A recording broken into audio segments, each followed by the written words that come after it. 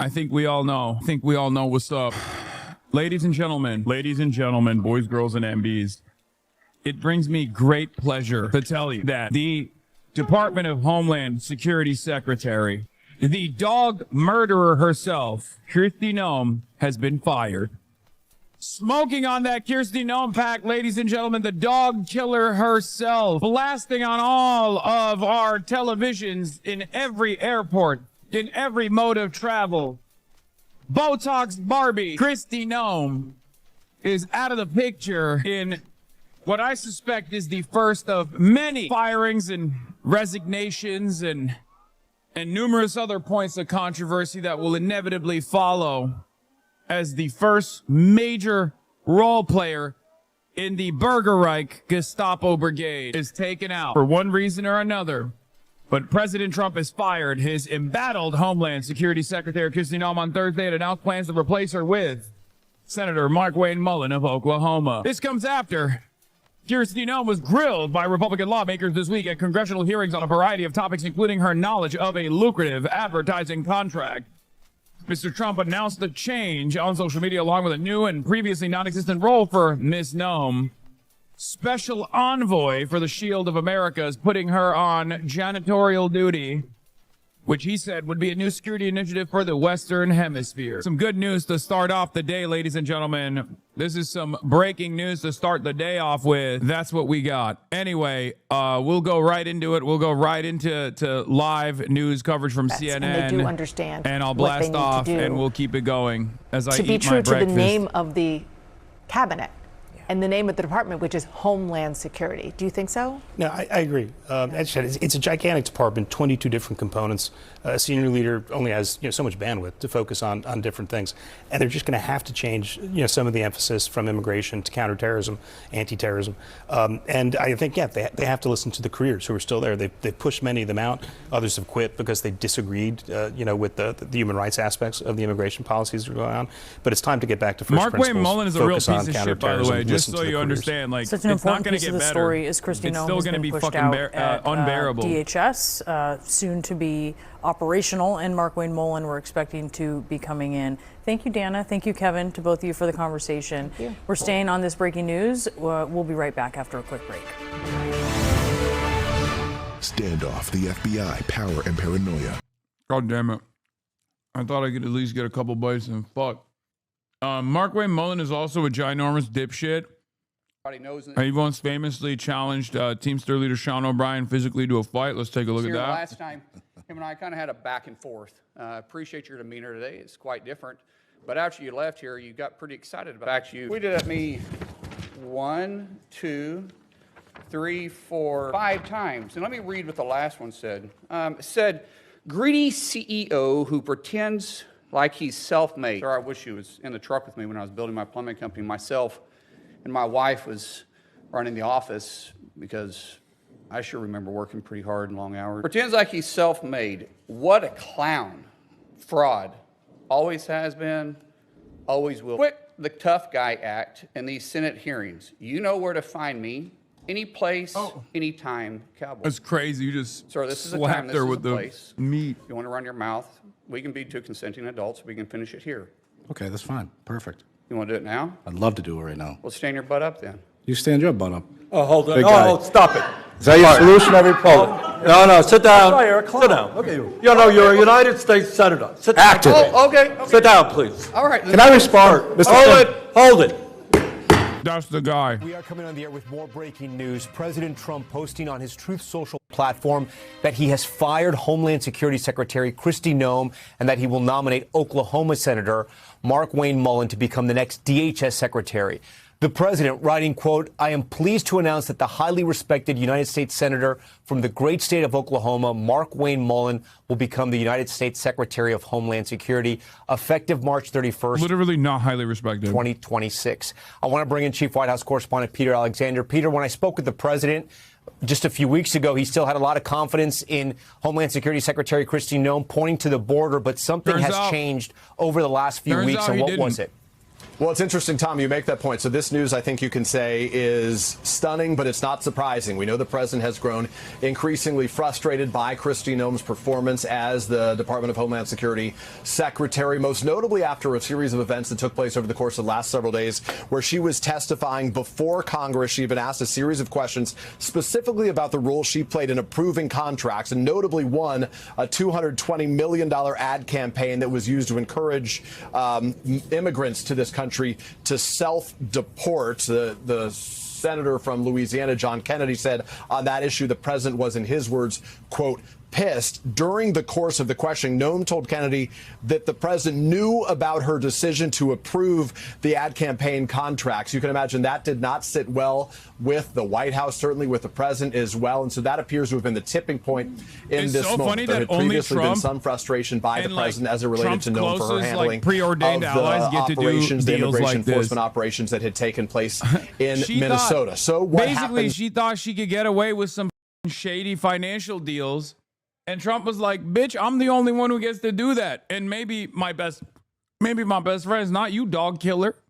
Now, And the that's where president we're at. Did not make clear in the course of this post who serves as Secretary of Homeland On Security Women's History right now. Month, Does chat. Kristi Noem serve in that post until Markwayne Mullin can be Messed confirmed? The up. president in his post said that Mullin will become the next Homeland Security Secretary. Obviously, he needs to be confirmed first. He is a popular Republican. It does not appear, with Republicans maintaining a majority in the Senate, that would be a problem, but it doesn't happen with the snap of the finger, as the president indicated on March 31st. So there are a lot of details still here to be ironed out. And Tom, notably, you talked about your conversation with the president airing in part during the Super Bowl and the week leading up to it. I was revisiting part of the comments that the president had you at that time. You asked him specifically about Kristi Noem and if he had confidence in her, and he really didn't speak about Noem specifically, but about the way he and his administration has handled the border. Your interview may have given us the first sort of sense Did you hear of what some John of the frustrations Kirchhoff that said? we're He said beginning he to wasn't build. going on the stream. We thank you for watching, and remember, stay updated. All right, let's go now to CBS News. Yeah, this was the... They remind me of why our forefathers came here. Not just for its beauty, but for the freedom only America provides. I'm Kristi Noem. From the cowboys who tamed the West, to the titans who built our cities, to the dreamers who chased the impossible, America has always rewarded vision and grit. Our greatness calls people to us for a chance to prosper, to live how they choose, to become part of something special. Anyone who searches for freedom can always find a home here, but that freedom's a precious thing, and we defend it vigorously. You cross the border illegally, we'll find you. Break our laws, we'll punish you. Harm American citizens, there will be consequences. But if you come here the right way, your American dream can be as big as these endless skies. From President Trump and me, welcome home. What, a cool 200 mil for this? What's the problem? Executive Director of White House and Politics. How come she doesn't get to be at the forefront? I thought Trump loved that sort of shit for himself. Does this mean Lewandowski will now have to bang Mullin? Oh, yeah, because Corey Lewandowski was having allegedly an affair with Kristi Noem. Finn Gomez. Finn, your reaction? If you're going to talk to Chakrabarty, will you also talk to Connie Chan, who's a better progressive and not a liar who helped unseat an actual leftist in San Francisco? I really like Shoykot, like a lot. And I don't have an issue endorsing him. But that's obviously going to be a major problem for a lot of people, especially in San Francisco politics. Like, I know. But yeah, no, that's my guy. Well, Lindsay, I have been talking to some of my sources, and one thing, following that exchange that Caitlin Huey Burns spoke about on the Hill, where the DHS Secretary Noem and lawmakers really really test the exchange over the $200 million plus ad campaign. I have confirmed through my sources, by two sources, that there was a very contentious phone call with Corey Lewandowski, the top advisor to Noem. It was with him and with the president following that exchange on the Hill. According to my sources, it was very acrimonious and quite contentious of a conversation. I don't have specifics about what was discussed, but it was specifically related to that exchange with Noem and lawmakers on the Hill during the testimony. Was it about their rumored romantic relationship or about the ad spending? Well, it was, my understanding was about the ad spending in that exchange. I don't know all the details within the context of that conversation. There has been rumors and, reports about an alleged. That's crazy that she just straight up asked that, by the way. That's some tea, dude. Personal relationship between Lewandowski and Noem. I will say that Lewandowski has been adamant that it's not true.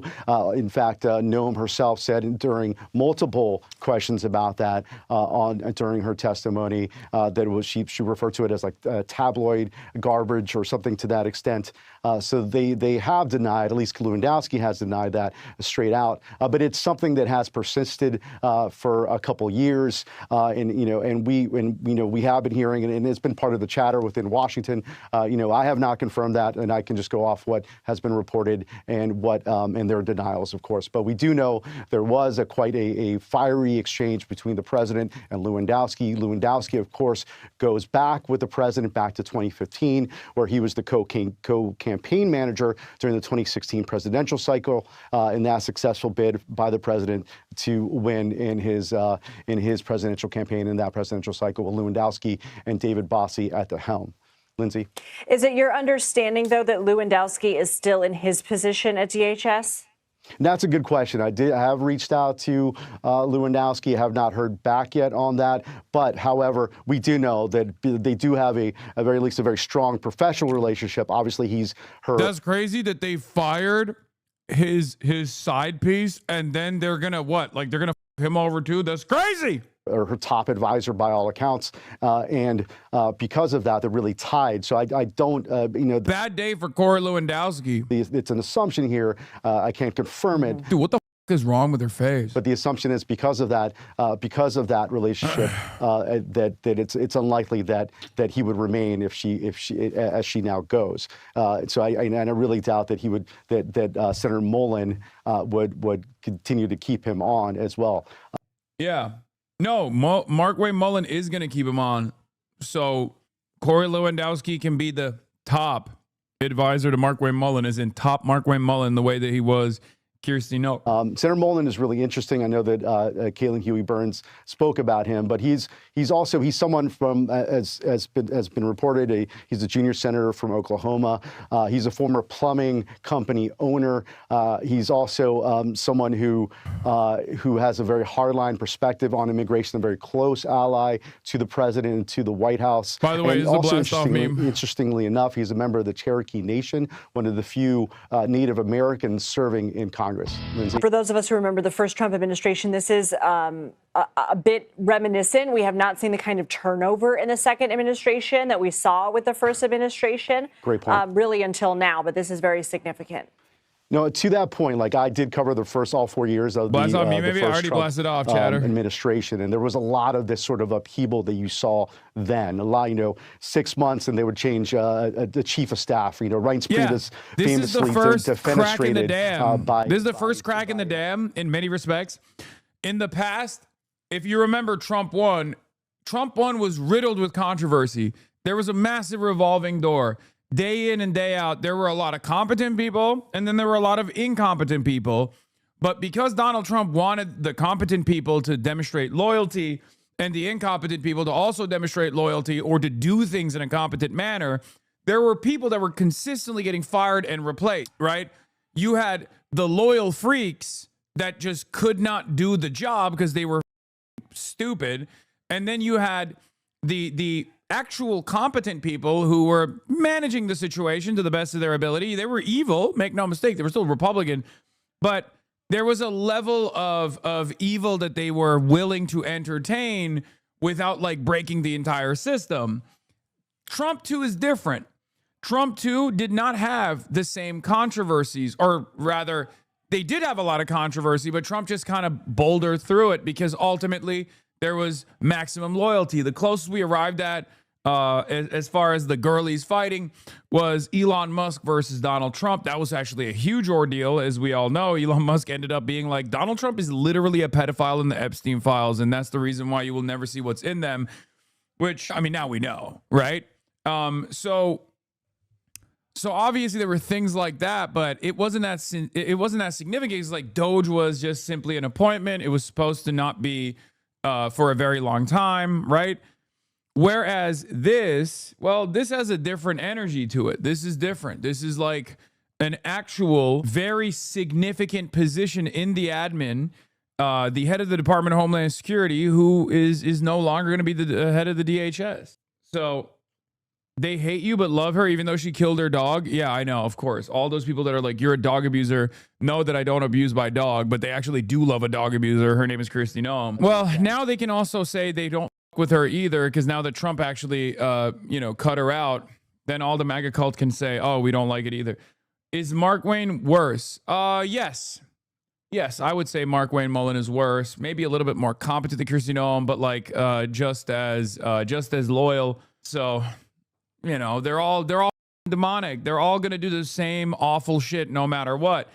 I think Mark Wayne Mullen also has a similar style to Kristi Noem, an interest in wearing cowboy hats, and also a pizzazz to him, which is pretty funny. It's just Corey Lewandowski won't be able to him. That's the only difference between him and like Kristi Noem, if we're being super serious. Like if we're making a real comparison, Mark Wayne Mullen is a more competent person, but he also has the same exact interest in fanfare and I don't know, running around and presenting himself like this hoorah dipshit. But this time around, you really haven't seen that much.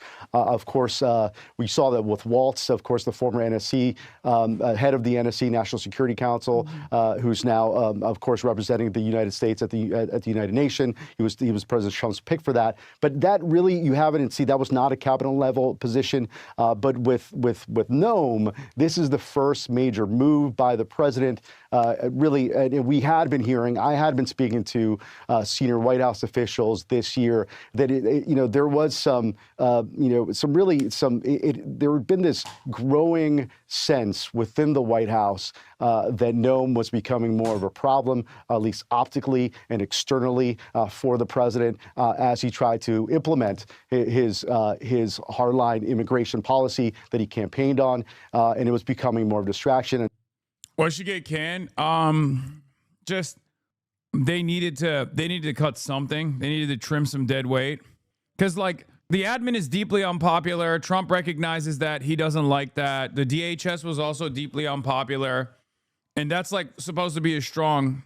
That's supposed to be his like strongest policy. So he has to blame it on something. Then there's a $220 million ad budget scandal that took place, and it's like, oh, you don't get to sit on top of my currently not popular Department of Homeland Security operations and also do fraud on the side. It's bullshit. Why you dressed like a bourgeois now? What, like a bourgeois? I'm literally wearing a Chinese jacket that I got from Army Logic that's like not even, it's inexpensive. Oh, thank you. Thank you, sir. But yeah, it's over. It's over for Kristi Noem. It's awesome. It's been we've already reported this, but following the events that occurred in Minneapolis, there was more of a pronounced internal consensus that there had to be a change at the head of DHS, and I think there was a sense that the writing was on the wall. I'd been hearing that in some form for weeks. I know also Nicole Skanga, our great correspondent at DHS, had also been hearing that. So I think it was, I think the testimony on the Hill. Yeah, Noem getting fired because Noem getting fired became inevitable as soon as she told Congress that Trump signed off on that absurd $225 million ad campaign for DHS. She forgot the first lesson any Trump crony learns: never make him look bad, even if you have to lie. Literally, they did the congressional hearing, and then one day after. She's out. This is the correct assessment by James Wiki. It's true. Like the whole point of Kristi Noem, she was sitting on top of like a very unpopular. She was the figurehead for a very unpopular policy.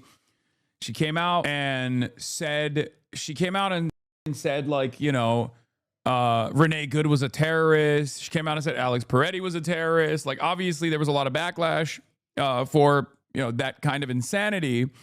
Having said that, although there was a lot of backlash for that kind of insanity for understandable reasons, that all would have been fine. It just was boiling up. It was bubbling up. You were on shaky grounds. Trump doesn't like losers. He likes winners, right? So he'll trim the fat if it comes down to it, to create like a pressure valve, because if his base starts not with Kristi Noem, then then someone's got to go. If the base is starting to get mad about the DHS operations, like someone needs to be the fall guy. But the straw that broke the camel's back probably is the ad campaign, I suspect. But it's just like the replacement is not necessarily like moving the DHS in a different trajectory. It's still going to be just as ruthless, if not more ruthless and cruel. ICE is still very much Trump's Gestapo force. Like, none of those things are changing. And Markwayne Mullin is also a real monster regardless. It's just that her time ran out and she over Trump, I guess. Like, she made Trump look bad. But yeah, this is the guy that's now going to be leading the DHS, Manlet Mullin. And yes, he tried to fight Sean O'Brien. Obviously, he's a real psycho. He does like UFC and stuff. Yeah, he does like mixed martial arts. From this week, real tough guy, standing tall at 5'4". Really the final straw, Lindsay, and that's why you saw this big move by the president to try to correct this.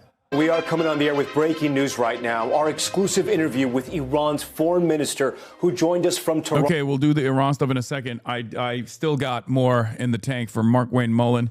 Let's take a look at Mullin Plumbing. His pappy's work, by the way, that he took over as a small business owner. Markwayne Mullin is a small business Hitlerite. Many such cases. Oklahoman, I guess as is the case with a lot of quirked up white boys, he claims Cherokee, I think. Hi, I'm Markwayne Mullin with Mullin Plumbing at the Red Ritter. Do you have a stool that just doesn't flush right? A lot of times that's due to the water level in the tank that needs to be adjusted. It needs to be about a ½ inch below the Douglas valve or to where it's clearly marked says water line. All you need to do is pull the clip, pull it up to increase water. I mean, he might be actually fully Cherokee. I actually don't know, but like he's a straight up hog. So I don't know if we're gonna claim that. You know what I mean? I don't know if people want to claim that. I feel like the the Native Americans in the audience might not want to. I mean, it's Oklahoma. Everyone is literally everyone's part native. Or pull it down to lower the water level. How do you clean your garbage disposal? Well, let me show you. Take you a wooden spoon and a pitcher of ice. Pour the ice into the garbage disposal and then use the spoon to help push the ice into the garbage disposal. Turn the water on slightly and this will clean your garbage disposal very, very nicely. Hey, if you need help with this or any other plumbing issue, call Mullin Plumbing at the Red Ritter at 918-258-6636. That's 918-258-6636. It'd be really funny if that's still his phone number. My last name is Sam. I found out from my friends asking me, do I know him? What a terrible day for our family. What a terrible day for the country, really. But yeah, that's where we're at. Sources told Fox it was a combination of multiple factors that led to Kristi Noem being ousted. Looking for the testimony that apparently really upset the press. I called it, dude. See, even before they came out, it's because there was too much heat on the DHS, on the operations, and like Republicans started saying, what are we doing here? You're calling white people terrorists? Like, if you're a Republican and you're like, oh, I want to see like mass immigration detention facilities, like mass deportations happening, you actually don't know what that's going to look like. You don't understand how ugly that's going to look like. That's one problem here. And I kept repeatedly explaining this over and over again, but like seeing it unfold in your backyard is very different than like fantasizing about a better future for America, a white future for America. Because like when you lose your landscaper, when you lose your neighbor, when you lose the people that you actually kind of like, you're like, what the f? I don't really like this at all. And then to add insult to injury in the process of that, when you go out and take to the streets, and then, a bunch of mass thugs of the state come knocking on people's doors and doing these kidnapping operations, and they end up shooting white people in the process. Obviously, that's not going to be a super popular thing, no matter how popular Trump is with his base, no matter how much he can basically hypnotize his base of support. So someone had to be punished for it. May Allah awaken the people and help them to see the evil doings of Israel and the United States. We're looking for the testimony that apparently really upset the president, where Noem said, yes, we went through the legal process and did it correctly when asked if the president authorized and approved that $200 million in spending. He did not. He said that he was not aware of this campaign, certainly did not authorize it. And then there were also these rumors of an affair with Corey Lewandowski, special government employee who was serving as... Yeah, that don't matter much. I mean, we all know they're bumping uglies. I mean, Trump gets what? Trump can get lumered on Trump Force One, and that's not an issue, but Corey Lewandowski can't break off a piece. You know what I mean? Like, if she was a performer across the board, also rumors, if she was a performer and she wasn't so into like fanfare and all this like, you know, optic shit, like holding up a gun, directly pointing the barrel at the head of another like ICE agent, constantly playing dress up, or if people were happy about the DHS operations, or people were fine with her being like, yeah, everyone that the Department of Homeland Security ends up assassinating happens to be a terrorist, you know? If people were chill with that, I guess, then it wouldn't be, then she'd still be the head of the DHS. It's just a combination of all those factors combined is the reason why someone had to go. An advisor. He is also married, and reports floating in the last several weeks that Noem had sought to appoint Lewandowski as her chief of staff, but the president blocked that decision amid these rumors of an affair. So the combination of those factors that tipped the president's decision to elevate Markwayne Mullin into this position and get him confirmed. Martha. Yeah, that's very interesting. What's interesting is like how this works with the Senate seat. Like, do we just like the fact that Trump did this so haphazardly, so hastily, and took out like already a slim majority that exists in the Senate and make it even more contentious. I guess they have John Fetterman, so like it doesn't really matter, unfortunately. But I mean, he's up for election this year regardless. Okay, but like slim majorities matter quite a bit, especially in moments like this. But I guess you can do whatever you want because the Democrats are controlled opposition, so it doesn't matter. Jackie, because, you know, the person that you're citing, the source that you're citing, and just tick off for us again the three things that they told you went into this decision, because that's not really a soft pedal the way that it was described to you. Can you go through those again one more time? Minnesota, her handling of the fallout to the deaths in Minnesota of Renee Good and Alex Preddy, the statements that she made in public calling them domestic terrorists before some of the facts had come in, and her handling of that scenario, the ad campaign, the $200 million that featured her on horseback at Mount Rushmore and claiming that the president signed off on it when he had not, and also the allegations of an affair with Corey Lewandowski. This person close to the president described these. They're getting nasty with it. The fact that the White House is leaking this shit as like primary reasons is that like she got the chop. She got the chop job. Like they cut her clearly, because like they're being very nasty about it too. Like they're not even keeping up appearances. Like, oh no, she's better suited for the new position that she got demoted to. They're just straight up like, Kristi Noem, she was being a harlot. These three things as a combination of her many unfortunate leadership failures. So less a decision to move her into a new role than to get her out of the one she had been serving in. Yeah, many unfortunate leadership errors. Strong language from a source close to the president that Jackie is reporting right now. So this is a much harder line in terms of what unfolded here. Jackie, thank you very much. Jackie Heinrich. Time is running out. To back a good leftist for California governor, I really believe you would help California if you had Carolina Bueller on your stream. Chatters, I'm going to keep it $1.50 with you. I think you greatly overestimate the amount of power that I have singularly in my hands at my disposal. When you got one of the most crowded fields in the California gubernatorial race with not a single clear-cut visionary that can cut through that noise, like there's not that much I can do. I cannot like materialize a Ramsey Robinson victory. I can't materialize like a Butch Ware victory in the state of California in the gubernatorial race when they're literally polling less than 1%. Okay. Like a lot of you guys are totally oblivious to how this kind of stuff works, especially at such a high profile and impactful election. I don't know why you like legitimately think I'm a kingmaker. I can push things in the appropriate direction, but the bare minimum has to also be there. And the reality of the matter is, like with Zoran, for example, if he didn't have DSA New York, if he didn't have Working Families Party, and that's the mayoral race in the Democratic primary, like a lot of you don't understand. Like I didn't single-handedly make Zoran Mamdani, you know what I mean? Like this kind of stuff is also silly because you will literally be like, oh, have you seen her policies? Yeah, I mean, it does not matter. Like it doesn't matter if someone has good policies. I think you guys are literally oblivious to how this kind of stuff works. Hassan doesn't care about California. You're stupid. Like you have to, I do so much electoral analysis here that it's like always shocking to me that people in this chat are like childish. You know what I mean? Like they have like a childlike understanding of how things work, where you legitimately think that like one content creator has the capacity to overwhelm multiple billions of dollars invested in a California gubernatorial race, where like the reality of the matter is, although he's not my favorite, Eric Swalwell, I mean, I don't really with him at all. Eric Swalwell is most likely to win the race at the moment.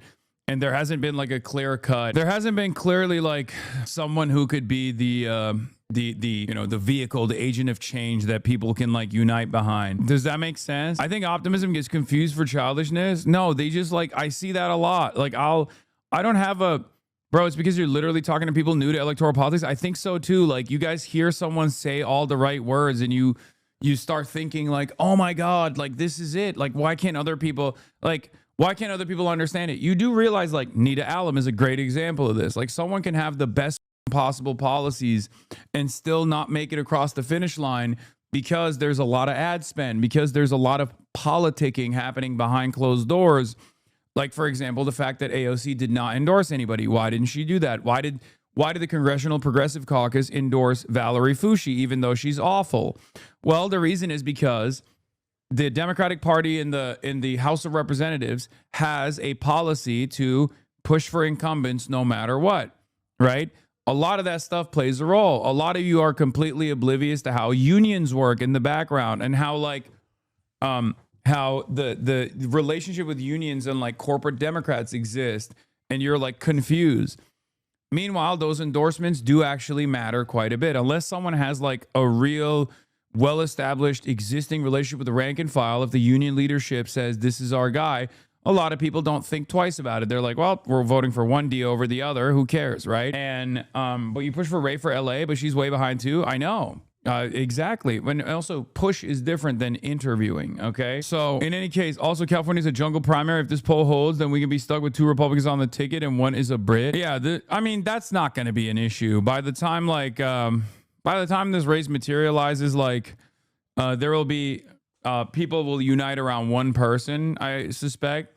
But yeah, you got Katie Porter and Eric Swalwell at the top, like with the Democratic Party brand recognition. You got Tom Steyer, who's dumping $200+ million. None of them are super exciting, if I'm being totally honest with you. But if you notice, there's not a single person on here that's like one of the candidates that you hear quite a bit from in this community. There's no. If you notice at the top, you don't even see like the above 1% polling for Ramsey Robinson, the socialist candidate, or the Green Party candidate Butch Ware, right? You can like these people, but what you need to understand, unfortunately, you can like these people quite a bit. They can have the best policies, right? But there are a million different factors at play in terms of their electoral viability, right? There's a million different factors at play here that a lot of you are utterly oblivious to. And even some of the candidates that I talk to are somewhat oblivious to, and they think like, oh, they can get away with like not doing TV ads or whatever, right? Like that's not how this works. There's no like one shot ticket to success when it comes to American elections. There's a lot of advocacy groups that will play a massive role in pumping up certain candidates over others. So you always have to factor in viability. What was Zoran's magic? Incredible ground game. Well-established organizations in New York City that were that picked a progressive champion that could cut through a somewhat progressive race. cut through the noise in a race that had a bunch of other progressive alternatives as well. Like there's a lot of that played a major role. It wasn't the fact that like it was like me and Chapo and Majority Report and all these other broadcasters that really pumped him up. That wasn't the case at all. They had fantastic ground game. They had he was visionary, he was bold, he had the good policies, but he also had the traditional backing as well. Like the campaign had all of the important aspects that you need to have covered. Sometimes you get a once in a lifetime generational candidate where you're like, he has the policies, he has the charisma, he has the stage presence, but also on top of that, he has well-established ground game that will only snowball from that point on. Okay. And it's also for the mayoral race, right? It's a little different than California governor. California governor is commanding an economy that is the fourth largest economy on the planet. That's why Fight Agency is so good, because Fight Agency works with a bunch of candidates, including with Tom Steyer and Graham Plattner and all these other candidates. But like Fight Agency is good because it's like a traditional agency at the end of the day. They know how to take a candidate with good policies and then like put him on the TV spots that are necessary as well. They do it like you need that. You need all of that. You can't just have like good ground game and then not any of that other shit and then expect to win. You can't just have good policies and expect to win. It doesn't work that way at all. So it's a combination of all of these factors. I guess John Curaco isn't coming on stream. Skip the 3055. What is this? Allied munitions to do what What? I don't want to. Thank you. they want to do with Taiwan, whether that's through diplomacy. Yeah. Hey, real quickly, Grey Horse, thanks for the $5. As I saw recently that John's going on Hassan Piker's stream. A lot of his rhetoric is anti-American. His community is also extremely toxic, especially to the left. Curious as to why you're associating with that. I'm not going on Hassan Piker. Wait, what? Hassan Piker reached out. Okay. He said he is. I don't know why he's like now saying he's not. And I said, no, thank you. I've got nothing scheduled with him. Blatek. Wait, what? I don't understand. His team or himself actually literally said that they would do it in April. It's very surprising. But I mean, it is what it is. It's the Zoran method. He's a CIA agent, man. I don't care. I'll talk to anybody. I don't give a shit. That is a strange response. I'll be honest. I don't know why he reacted that way. He's pressure, bro. Don't give it away. In my experience, it's vital to have unions on board. He was scheduling an interview with Hank Pegger. This is from 5 hours ago. Leak the receipts. I'm not the one doing the communications. I'll look back at the talks, but probably trolling if I had to guess. I mean, it's fine. It is what it is. Who cares? They're bombing Lebanon right now. Apparently, they want to wipe out South Lebanon off the map after the cameo. He's not trolling. He's just a boomer. He's not going to do it until you get in the tub with Austin's show. Okay, guys, you don't have to prove that $5 subscription immediately by being incredibly annoying. Okay? I'll be honest. Like, you guys are toxic. You're literally toxic. Every single one of you is instantly proving the $5 donation from that hater. Let's be real. That is kind of the case. Sometimes I have to work against you. Like, you do get really annoying at times. Like, this is one of those moments. Yeah, also, he goes on Tucker Carlson and Russia Today. What do you mean I'm too toxic? Like, the person that sent that donation is like talking to a guy who has a show on Russia Today. Like, the community is a reflection of the creator. I know, except I do regularly try to do house cleaning and it doesn't work. You know, they gave a $5 donation to a guy who literally bravely was a whistleblower and went to prison. So I don't know what the they're on about. But yeah, don't be that way. You guys do need to be a little bit more normal. I say all the time, you're very abnormal. But at the end of the day, picking between having my community that I have comprised of well-intentioned individuals who sometimes gets really annoying to a degree that it really pisses me off too, versus having like a guy having his moment on TikTok on. Yeah, of course I pick my community over anything else. It's just, you guys do need to be less annoying regardless of the situation because you piss me off.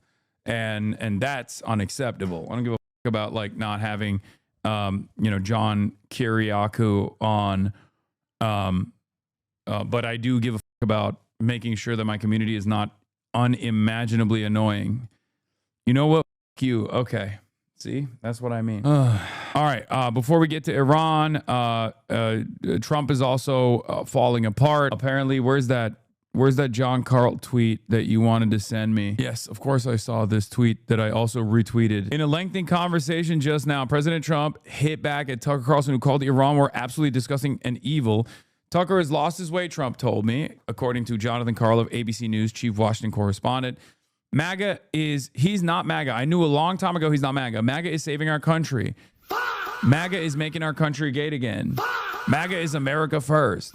And Tucker is none of those things. And Tucker is not really smart enough to understand that. Now, the reason why the girlies are fighting is because Donald Trump is actually kind of right, and so is Tucker Carlson. Tucker Carlson is right when he says Trump is not America first, even though he never would be brave enough to openly say that out loud. He's not willing to take that fight right now. He might take it when Trump is even weaker, right? To cut away at the noise and to present himself as like the viable alternative to all this like ridiculous Israel first Trumpism that people are going to eventually get frustrated with and be done with. Having said that, for the time being, America first or MAGA is whatever the Trump wants, right? That's just true. If you look at the actual polling data on this stuff, the entire world and the entirety of the American Independent and Democratic Party voters and all the unaffiliated voters are straight up saying this is completely ridiculous. Why the are we going to war with Iran for Israel? It's got majority disapproval overall, except for one group, the castrated slave class of MAGA voters. Okay? It's real. It's at 84%. It went from like, majority disapproval to after Donald Trump did it and then said it was good to 84% approval because the MAGA class in this country are straight up slaves. Okay? They are straight up cattles. They are the cattle class. Like they will go whichever way the Trump government goes, the Trump administration goes. If Donald Trump literally said you have to assassinate your firstborn child, I think there's a lot of people in the MAGA cattle class that would do it. They would just be like, all right, yeah, I guess it's time to execute my firstborn. After all, that is kind of what's happening right now, isn't it? Like he's basically saying like, take your firstborn and send him out overseas to go die for Israel. And a lot of people in the MAGA world that have children in the military are straight up saying, yes, I would love to do that. This is the annoying part about it, where anytime people talk about a rift in the MAGA, I have to shake my head.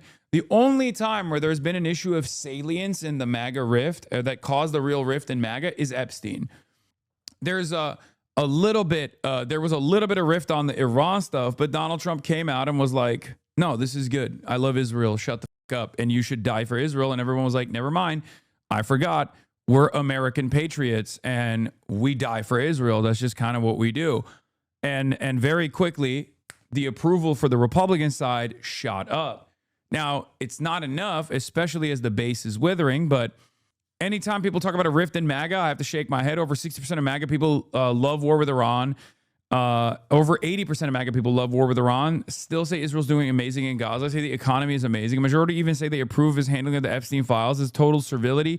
Yes, the reason why I'm saying 60% is significant, it's an issue of salience, is because, yeah, normally anything that's sub 90 means it's an alarm bell for the Trump movement. That's why I'm saying that. Because think about it this way. The MAGA movement is what remains of Trump's base.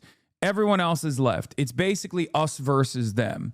And the smaller that group gets, the better it is for the country's future. Let's be real. And that is approximately like 20%, maybe at most 30% of the country. And then 70% of the country want to literally put them in prison. Okay? It's getting there, right? And here's the thing. Even amongst the MAGA movement, or even amongst like Republicans that are polled, which is, mostly just MAGA, anytime you get sub 90 on the approval side, there's an issue, right? That's why I say even with Iran, it's sub 90. It's at like 80% or 84% approval right now. There's an issue. It's not as big as an issue as the Epstein stuff, though, which is at 60. Now, obviously, it's unexpected. If you're following along and you're like, well, I've seen all of the shit that Donald Trump has pulled off. It's all disastrous for the country. How can there still be 60% approval? You're missing the forest for the trees. 60% approval for a Republican initiative under Republican administration from the Republican Party is devastating. Okay? It's devastating. It's unacceptable. It might as well be 10% approval at that point. There is no difference. The further you get away from that 90%, the bigger the problem is for Trump. And I mean, like, even 80% is a big problem for Donald Trump. And that's part of the reason why they have to do this, like, maximum propaganda tour to run around and be like, no, you don't understand. We have to die for Israel. It's like the most important country on the planet. And, everyone else on the opposing side are just like Iran-loving, Muslimans that are secretly trying to destroy this country or bring about Sharia law. Like, they have to do a lot of racialized propaganda in an effort to just like whip the base into action, to whip the base in support of Donald Trump's initiatives, no matter how ridiculous it may seem, and no matter how antithetical to the initial Trump movement policies it actually is, because he ran in as anti-war. We already knew that was bullshit. I talked about it quite a bit, as a matter of fact. But like, there were still people that voted for him because they thought foolishly that he was anti-war.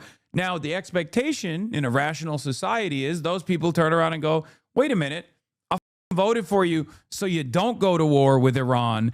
I didn't want to die for Israel. I posted those memes about the shirtless guy drinking a PBR with a Mac 10 saying, I'm not going to die for Israel, but now you're demanding I die for Israel. What the is that about? Under normal circumstances, a rational base would react that way. They would go, what the do you mean? This doesn't make any sense. Why are we dying for Israel? But because Donald Trump has the cult backing, when Donald Trump goes and says, you're going to die for Israel, you're cattle, a lot of people say, all right, well, I worshiped Israel anyway. This is great, right? Why break silence and platform a billionaire? Platform a billionaire for California before a progressive? Y'all cooked. Wall break silence? What do you mean? Chat, lock in, please. If you're talking about like me interviewing Tom Steyer, did you think that was like a positive platforming initiative? Or did you think that I was doing my role as a person who has a lot of questions about a guy who's presenting himself as a very progressive candidate? Like, there were parts of that conversation that were not very positive for Tom Steyer at all, including but not limited to his lack of interest in openly saying that that Israel is committing a genocide. I pressed him pretty hard. Like, there are still things that I like, as far as like as one of the only viable candidates in this race. There are certain aspects of his candidacy that I do like. It's just that I think that he needs more work on a lot of his messaging and even on some of his policies, really. But yeah, as it stands, I do not think that Tom Steyer is a glass trader. I would say that easily about Shoykot, but I would not say that about Tom Steyer. You're eating the rich, bro. You're eating their cocks. Yes, I know. I love the rich. I am rich. I love the wealth accumulation. I love capitalism. I think we have to do this every now and then. Like, I just have to like say things that trigger some of the sweatiest losers on the planet, who will like try to find a new home where they'll like get their crank fantasies out.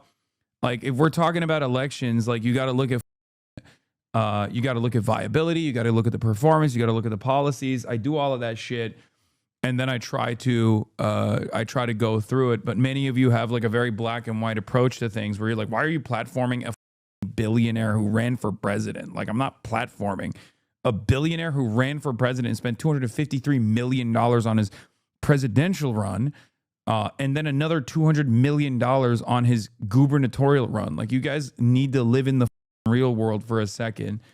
There's a reason why he's polling at 10%, whereas candidates that are infinitely closer to me in ideology are not. They're not even cracking 1%. because unfortunately, having the right opinions and having the right policies and saying it boldly is not going to get you across the fucking finish line. But many of you don't understand that. And that's it. I hate getting baited over really stupid shit. It's just utterly irrelevant to what I try to do.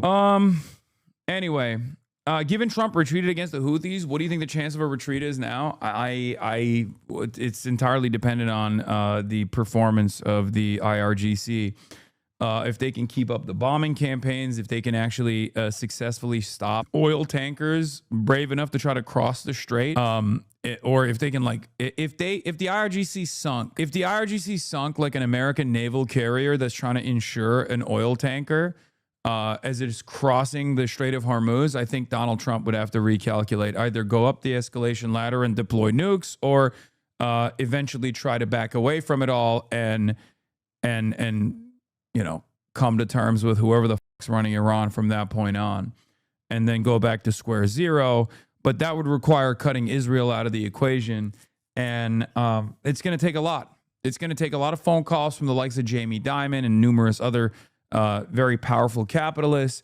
It's going to take a lot from allies in, you know, Japan, India, and numerous other places on that side of the world to say, hey, we can't, you're creating an energy crisis for us.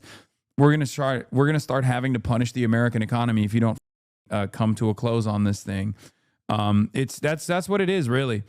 If he gets too many phone calls and simultaneously public approval diminishes as a consequence of like a big symbolic defeat of some sort, like an American naval asset getting bombed and sinking. If that's what happens, then I think Trump will back away. Not saying that that's likely to happen. You asked me like what it takes for Donald Trump to pull out of this situation. There's a couple factors at play here. The number one factor is to cut Israel out of the deal. To use Israel as like the reason why we did this, and basically say, yeah, they f***ed up.